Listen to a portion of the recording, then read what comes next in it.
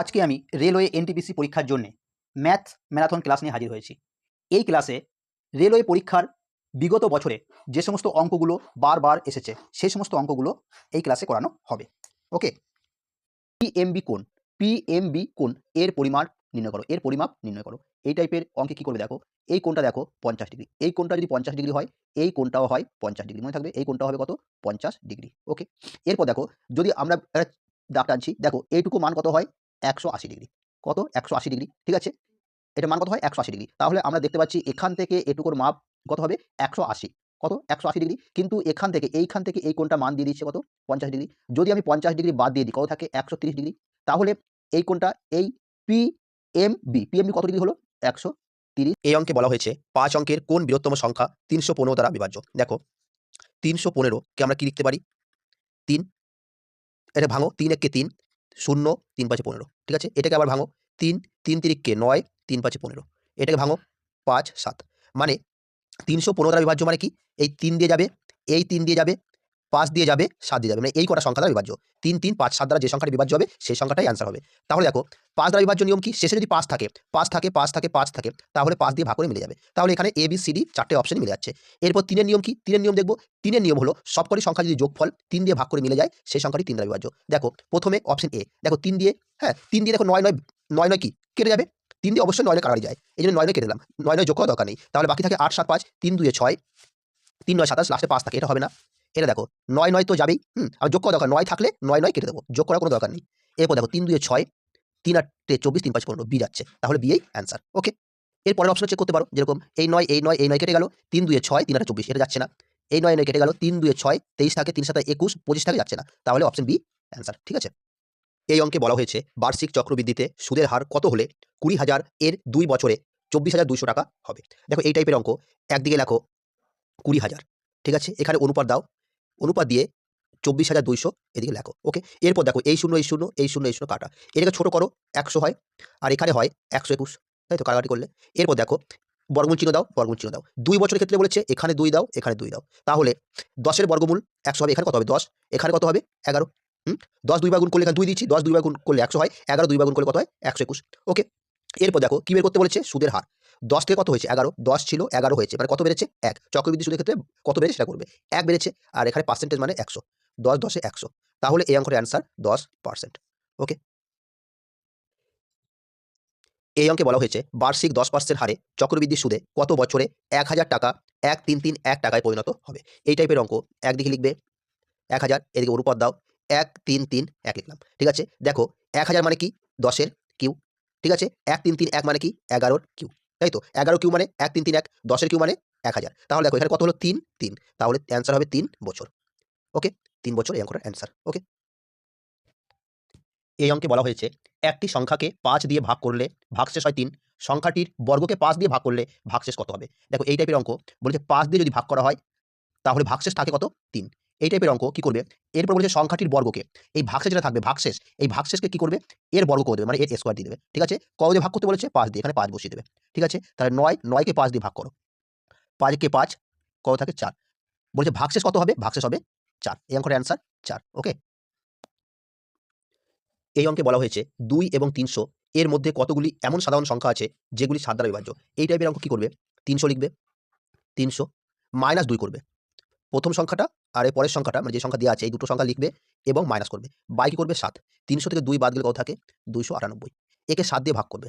দেখো 7 4 28, হাই থাকলো 1 18। দেখো 18 মিলতে হবে এমন কোনো ব্যাপার নয়, না মিললেও হবে, দেখতে হবে মানে এর বেশি না হয়। কত পড়ে রয়েছে 7 4 28 হলে, তাহলে কত পড়ে রয়েছে 18। এবার 7 এর ঘর দেখো, 7 2 14, 3 7 21, 3 দিয়ে যদি করি বেশি, 18 বেশি হয়ে যাচ্ছে, তাহলে 3 এর আগে 2 দিয়ে নিতে হবে, তাহলে 7 2 14, তাহলে এই অঙ্কের অ্যান্সার 42। ঠিক আছে, মানে এই অঙ্কে বলা হয়েছে একটি সংখ্যাকে 5 দিয়ে ভাগ করলে ভাগশেষ হয় 3, সংখ্যাটির বর্গকে 5 দিয়ে ভাগ করলে ভাগশেষ কত হবে।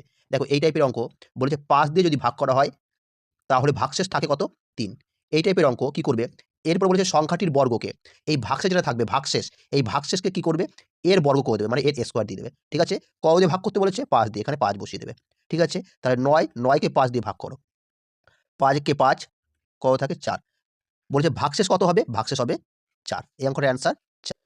এই অঙ্কে বলা হয়েছে 2 এবং 300 এর মধ্যে কতগুলি এমন সাধারণ সংখ্যা আছে যেগুলি 7 দ্বারা বিভাজ্য। এই টাইপের অঙ্ক কি করবে, 300 লিখবে, 300 -2 করবে। প্রথম সংখ্যাটা আর এর পরের সংখ্যাটা মানে যে সংখ্যা দেওয়া আছে এই দুটো সংখ্যা লিখবে এবং মাইনাস করবে। বাই কি করবে 7। 300 থেকে 2 বাদ গেলে কত থাকে? 298। একে 7 দিয়ে ভাগ করবে। দেখো 7 4 28, হাতে থাকলো 1 18। দেখো 18 মিলতে হবে এমন কোনো ব্যাপার নয়, না মিললেও হবে। দেখতে হবে মানে এর বেশি না হয়। কত পড়ে রয়েছে? 7 4 28 হলে তাহলে কত পড়ে রয়েছে? 18। এবার 7 এর ঘর দেখো 7 2 14, 3 7 21, 3 দিয়ে যদি করি বেশি 18 বেশি হয়ে যাচ্ছে। তাহলে 3 এর আগে 2 দিয়ে নিতে হবে। তাহলে 7 2 14। তাহলে এই অঙ্কের অ্যান্সার 42। ঠিক আছে? মানে এই অঙ্কে বলা হয়েছে 300 গ্রাম চিনির দ্রবণে 40% চিনি থাকে। এই দ্রবণে কত পরিমাণ চিনি যোগ করতে হবে যাতে চিনির দ্রবণ 50% হয়ে যাবে? এই টাইপের অঙ্ক কি করে? প্রথমে 300টা বসাবে, যত গ্রাম চিনির দ্রবণ সেটা বসাবে। এরপর কি করবে? গুণ চিহ্ন দেবে। এই 50 থেকে এই 40 মাইনাস করবে। 50 থেকে 40 মাইনাস করলে কত হয়? 10, সেটা বসাবে। ওকে, এরপর কি করবে? 100 বসাবে, 100। ঠিক আছে, এরপর চিনির দ্রবণ 50% হয়ে যাবে, যেটা হয়ে যাবে সেটা মাইনাস করবে। 50% হয়ে যাবে, এই 50টা মাইনাস করবে। ওকে, তাহলে এখানে কত হলো? 300 গুণিত 10 বাই 50। এই শূন্য কাটা, 5 6 30, 6 10 60। তাহলে এটা অ্যান্সার কত? 60। ঠিক আছে, এখানে একটা অঙ্ক দেওয়া হয়েছে, বলা হয়েছে এর মান কত। এই অঙ্কটি করার জন্য একটা জিনিস মনে রাখতে হবে। ধরো এক্স এর পাওয়ার -2। দেখো এই -2 উঠাতে গেলে সবসময় কি করতে হয়? একের নিচে এক্স এর পাওয়ার 2 লিখলে এই মাইনাসটা উঠে যায়। -2টাকে উঠাতে গেলে কি করতে হবে? একের নিচে এক্স এর পাওয়ার 2 লিখলে উঠে যায়। ওকে, মাইনাসটা উঠে যায়। এই সূত্র প্রয়োগ করে অঙ্কটি করছি। এখানে দেখো অঙ্কে রয়েছে 2020 বাই 2000। ঠিক আছে, এর পাওয়ার রয়েছে -2008। দেখো এই মাইনাসটাকে উঠাতে গেলে কি করতে হবে বলেছি? একের নিচে এটাকে লেখো 2020, এর উপর নিচে লেখো 2000। ওকে, এর পাওয়ার কত? 208, 2008। ঠিক আছে, তাহলে মাইনাসটা আবার উঠে গেল। এরপর কি? এই দাগটা দাও। এরপর এই সোজা গুণ চিহ্ন। দেখো এখানে কি রয়েছে? 2020 আর নিচে রয়েছে 2000। ঠিক আছে, এর পাওয়ার কি রয়েছে? 2008 গুণিত 2020। ঠিক আছে, দেখো এই পুরোটা কেটে গেল। ঠিক আছে, তাহলে উপরে আছে 1 আর উপরে আছে 2020, গুণ করলে কত হয়? 2020। তাহলে এই অঙ্কটার অ্যান্সার অপশন সি। এই অঙ্কে বলা হয়েছে একটি বাদর 60 মিটার দৈর্ঘ্যের একটি তৈলাক্ত উলম্ব বাসে ওঠার চেষ্টা করছিল। সে 1 মিনিটে 5 মিটার ওঠে, পরবর্তী 1 মিনিটে 4 মিটার নেমে যায়। বাসটির শীর্ষে উঠতে কত সময় লাগবে? দেখো কিভাবে করছি অঙ্কটা। বাদরটি 1 মিনিটে কত মিটার ওঠে? 1 মিনিটে ওঠে 5 মিটার। ওকে, পরবর্তী 1 মিনিটে কি করে? সে 4 মিটার নেমে যায়। এটা ওঠে আর এটা নেমে যায়। তাহলে একটা জিনিস লক্ষ্য করো, সে 2 মিনিটে কত উঠছে? 5 থেকে 4 বাদ দাও, 1 মিটার উঠছে। ওকে, 2 মিনিটে 1 মিটার উঠছে। এরপর দেখো এখানে একটা জিনিস লিখে দিয়েছে 1 মিনিটে 5 মিটার ওঠে। 1 মিনিটে কত মিটার ওঠে? 5 মিনিটে। ধরো আমি শেষে বাদরটি এখানে এসছে, এবার শেষ মিনিটে কি করবে? সে উঠে যাবে কত মিটার? 5 মিটার উঠে যাবে, উঠে সে এখানে পৌঁছাবে, তাই না? তাহলে আবার উঠতে হবে কত? 55 মিটার। কেন? কারণ শেষ 1 মিনিটে 5 মিটার সে উঠে যাবে। আগে আমরা 55 মিটার হিসাব করি। তাহলে কি করো? এর সাথে 55 গুণ করো। ওকে, এর সাথেও 55 গুণ করো। ঠিক আছে, এরপর দেখো এটা হলো 55 কে 55 মিটার, 55 মিটার উঠলো, আর এটা হলো 110 মিনিটে। তাহলে 55 মিটার উঠে গেল 110 মিনিটে। এরপর দেখো এতদূর পর্যন্ত এলো। এবার শেষ 1 মিনিটে কি করলো? সে 5 মিটার উঠে গেল। 5 মিটার উঠে গেল শেষ 1 মিনিটে। উঠে যখন গেল তখন সে কিন্তু আর নিচে নেমে যাবে না। এরপর এই জন্য আমরা এখানে 1 যোগ করব। 1 মিনিটে 5 মিটার ওঠে আর এখানে 5 যোগ করলাম। তাহলে দেখো এখানে 60 মিটার উঠে গেল। 60 মিটার উঠে গেল কয় মিনিটে? 111 মিনিটে। ওকে, তাহলে অ্যান্সার 111 মিনিট। ওকে, এই অঙ্কে বলা হয়েছে 5 সদস্যের একটি পরিবারের গড় ওজন কেজিতে কত? যাদের ওজন 40 কেজি, 49 কেজি, 56 কেজি, 73 কেজি এবং 39 কেজি। এই টাইপের অঙ্ক সাধারণত আমরা এই কটি সংখ্যা যোগ করে 5 জন সদস্য 5 দিয়ে ভাগ করি, কিন্তু এতে আমাদের সময় লেগে যেতে পারে। তো কীভাবে করছি দেখো। দেখো এখানে যে 5টা সংখ্যা দিয়েছে 40, 49, 56, 73, 39, এর মধ্যে ছোট কোনটা? 39। এই ছোট সংখ্যাটা লেখো। ঠিক আছে, যোগ। দেখো 39 থেকে 73 কত বেশি? 34 বেশি। 34 বেশি। 39 থেকে 56 কত বেশি? 17 বেশি। 39 থেকে 49 কত বেশি? 10 বেশি।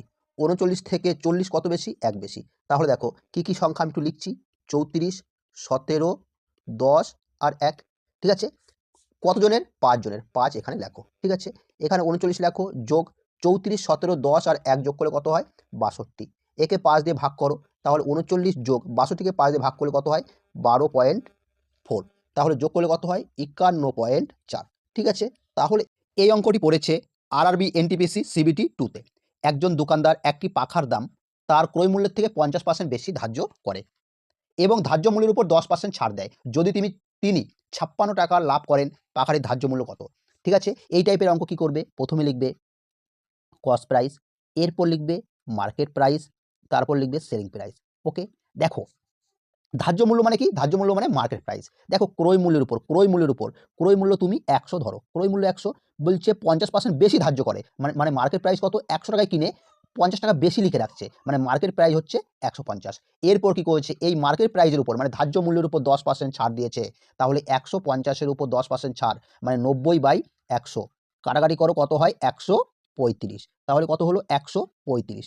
ওকে, এরপর কি বলেছে? তিনি 56 টাকা লাভ করেছে। দেখো 100 টাকায় কিনে যদি 135 টাকায় বিক্রি করে, ক টাকা লাভ হয়? 35 টাকা। কত লাভ হয়? 35 টাকা। কিন্তু অঙ্কে বলছে না 56 টাকা, তাহলে আমি লিখতে পারি 35 সমান 56। 1 সমান কত? 56/35। ওকে, এরপর বলেছে পাখাটির ধার্য মূল্য কত? ধার্য মূল্য কত?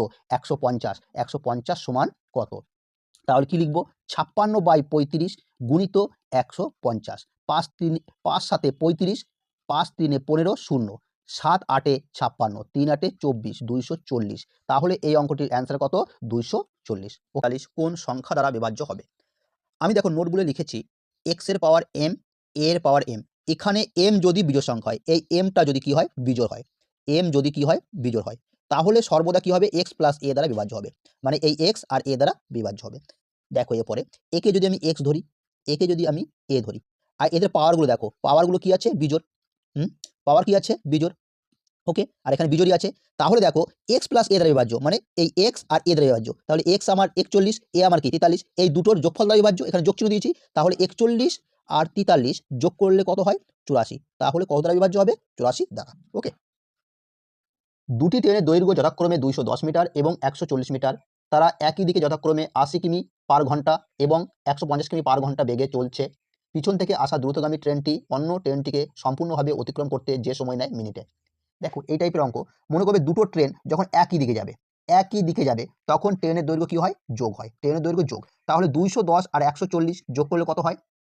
350। ঠিক আছে, এরপর দেখো আর কি বলেছে? তারা একই দিকে 80 কিমি পার ঘন্টা আর 150 কিমি পার ঘন্টা বেগে যাচ্ছে। আর তখন একই দিকে যখন যাবে তখন এই যে গতিবেগগুলো রয়েছে না, গতিবেগ কি হয়? মাইনাস হয়। গতিবেগ কি হয়? মাইনাস হয়, মনে থাকবে। গতিবেগ মাইনাস, তাহলে গতিবেগ কত আছে? 80 কিমি পার ঘন্টা আর 150 কিমি পার ঘন্টা। তাহলে 150 থেকে 80 বাদ গেলে কত থাকে? 70। ঠিক আছে, ঠিক আছে। আর উপরটা দেখো মিটার আছে, নিচেটা কিমি। কিমিকে মিটার পার সেকেন্ড করতে গেলে কি করতে হয়? এই কিমিকে মিটার পার সেকেন্ড করতে গেলে 5/18 দিয়ে গুণ করতে হয়। ঠিক আছে, তাহলে কি হবে? 350 গুণিত 18/70, 5 7 35, 350। ঠিক আছে, 350 কেটে গেল, এটা কি হলো? 18 সেকেন্ড। ঠিক আছে, সেকেন্ড। কিন্তু অঙ্কে বলেছে মিনিটে করতে, তাহলে 18 সেকেন্ডকে মিনিট করতে গেলে কি করতে হবে? 18কে 60 দিয়ে ভাগ করো, ভাগ করলে কত হচ্ছে? 6 3 18, 6 10 60, 3/10, 3/10 মানে কত? 0.3। তাহলে এই অঙ্কের অ্যান্সার 0.3। ঠিক আছে, একজন পুরুষ বা দুইজন স্ত্রীলোক বা 4 জন বালক একটি কাজ 56 দিনে শেষ করতে পারে। অনুরূপ একটি কাজ একজন পুরুষ, একজন স্ত্রীলোক এবং একজন বালক কতদিনে শেষ করতে পারবে? ঠিক আছে, এই টাইপের অঙ্ক করার জন্য একদম শর্ট ট্রিকে করাচ্ছি। ওকে, কি করবে?